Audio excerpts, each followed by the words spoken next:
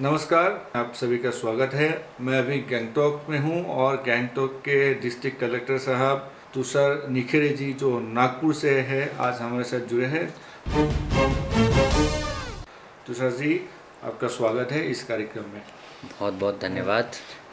गंगटोक या सिक्किम की जब हम लोग बात करते हैं, पहले जो सभी के लिए जहन में आते हैं दिमाग में, वो है यहाँ का पर्यटन, टूरिज्म सेक्टर। तो उसी से शुरू करता हूँ।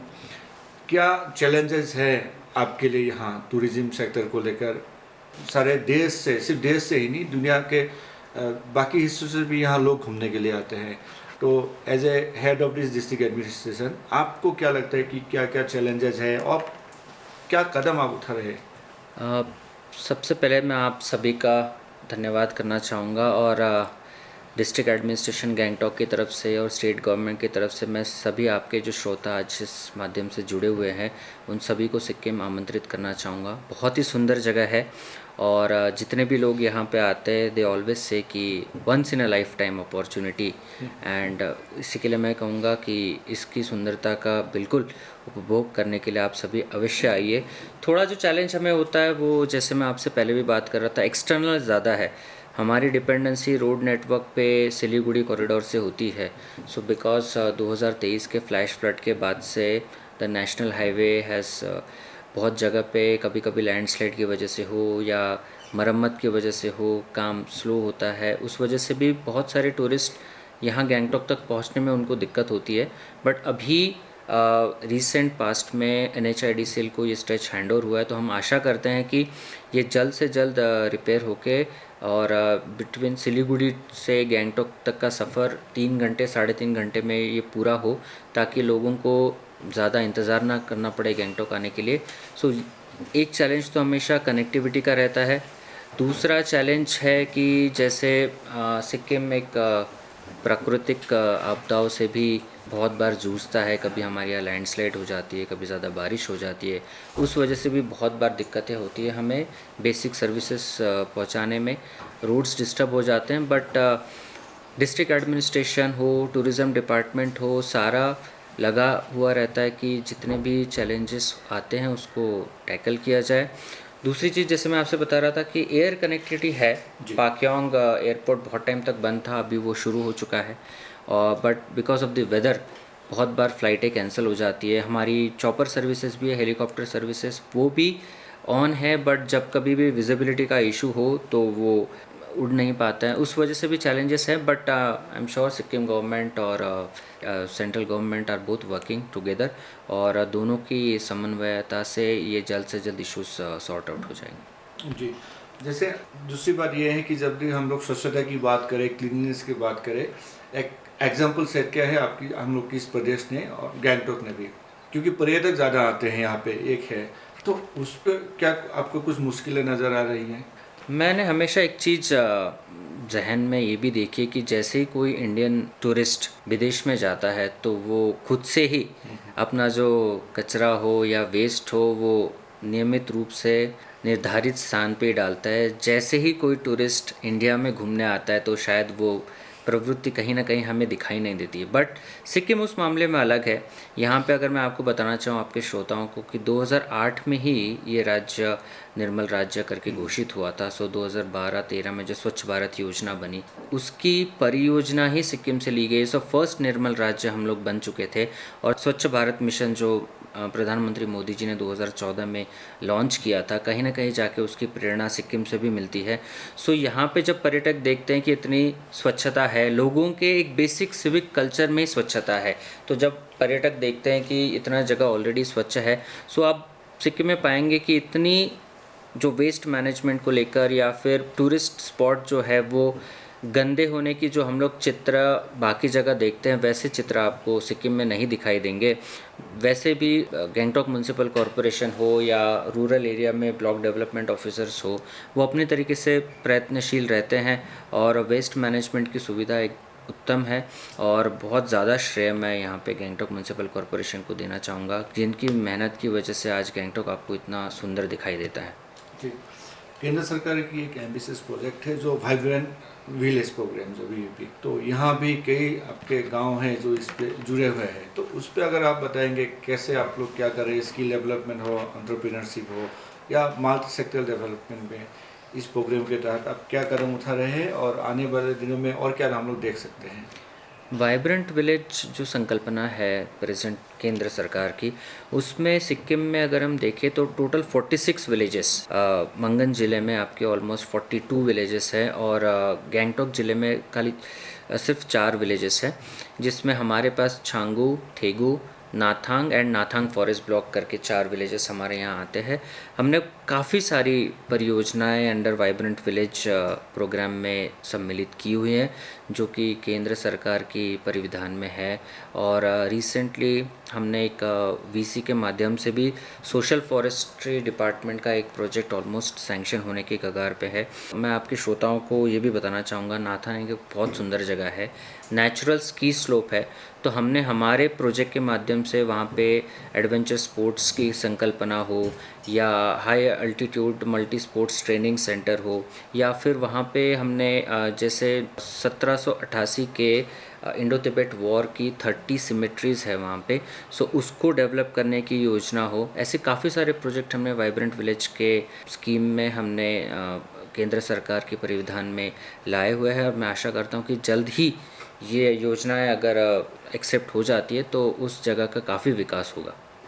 अगर हम एजुकेशन सेक्टर की बात करें या स्किल डेवलपमेंट सेक्टर की बात करें, यहाँ प्राइवेट इंस्टीट्यूट्स कई सारे हैं, गवर्नमेंट सेक्टर में भी है, क्या आपको लगता है जो इंफ्रास्ट्रक्चर है वो सफिशिएंट है यहाँ की यूथ्स को नीड को फुलफिल करने के लिए?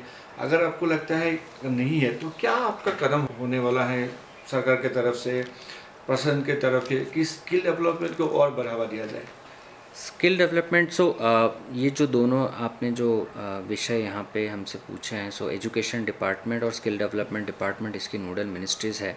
आई एम श्योर उनकी भी अपनी योजनाएं होगी, बट जैसे मैं बताऊं कि हमारे युवा स्किल डेवलपमेंट तो ले रहे हैं, बट फिर भी मैं चाहूँगा कि जैसे अपकमिंग अपॉर्चुनिटीज़ है, जैसे आर्टिफिशियल इंटेलिजेंस हो गई या प्रोजेक्ट रिपोर्ट्स जो बनाने की जो स्किल्स है, या फिर एंटरप्रेन्योरशिप को लेकर जो स्किल्स है, वो थोड़ी बहुत यहाँ पे लैकिंग है।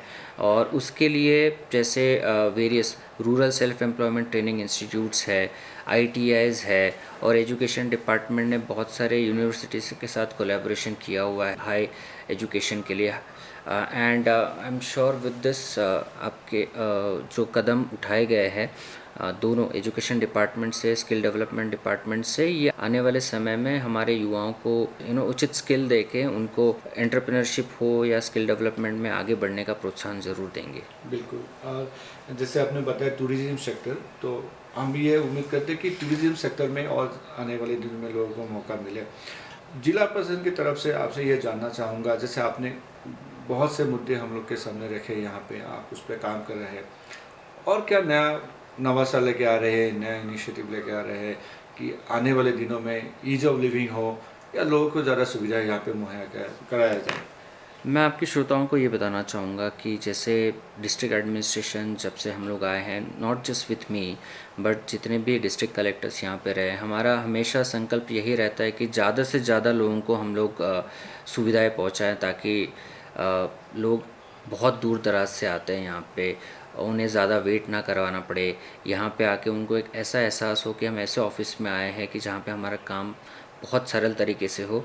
मेरे टेन्योर में हमने एक टोकन मैनेजमेंट सिस्टम अभी रिसेंटली लॉन्च किया हुआ है। इसमें जैसे आप लोग बहुत बार पिज़्ज़ा हट जाते हैं, KFC जाते हैं, तो आप बस अपना टोकन देते हैं और उससे फिर आपको पैसा भर के फिर आपको उसका you get your food delivered. Similarly हमने लोगों की सहायता के लिए दोनों ऑनलाइन और ऑफलाइन मोड है। ऑनलाइन में जितनी सारी सर्विसेज हमारी SC certificate, ST certificate, OBC हो, इनकम हो, अनमैरिड सर्टिफिकेट हो, ये सारी ऑनलाइन सुविधाएं भी उपलब्ध है। बट अगर किसी को फिर भी लगता है कि DC ऑफिस आना चाहिए, उनके लिए हमने टोकन मैनेजमेंट सिस्टम इंट्रोड्यूस किया है। पहले हर एक आदमी को हर एक टेबल पे जाके अपना अपना एक टेबल से दूसरे टेबल पे फाइल घुमानी पड़ती थी। अभी ये सारा सिस्टम बंद करके सिंगल विंडो में ही सारे डॉक्यूमेंट्स लेके एक बार चेक करके अगर आपके सारे डॉक्यूमेंट सही है तो आपके उसके अगेंस्ट में टोकन दिया जाएगा, और जो प्रोसेसिंग होते रहेगी उसका भी सारा स्टेटस हमने स्क्रीन लगाई हुई है, और जैसे ही टोकन प्रोसेस हो जाता है आपको एक मैसेज आएगा, आप उसी विंडो में जहाँ पे आपने डॉक्यूमेंट सबमिट की थी प्लीज़ आप आइए और अपना सर्टिफिकेट इशू करवा के लीजिए। आपको पूरा टाइम डीसी ऑफिस में बैठने की ज़रूरत नहीं है।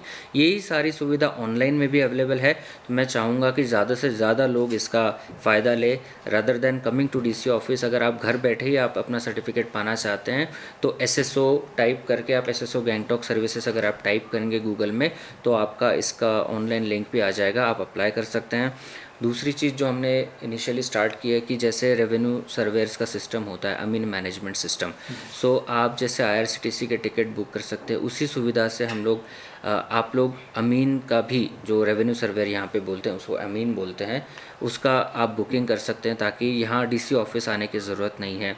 अगर आपको डीसी ऑफिस आना ही है तो डीसी या एसडीएम हेडक्वार्टर ही खुद ये अमीन्स असाइन करते हैं ताकि लोगों को दिक्कत ना हो किसी भी अमीन की डेट पाने के लिए।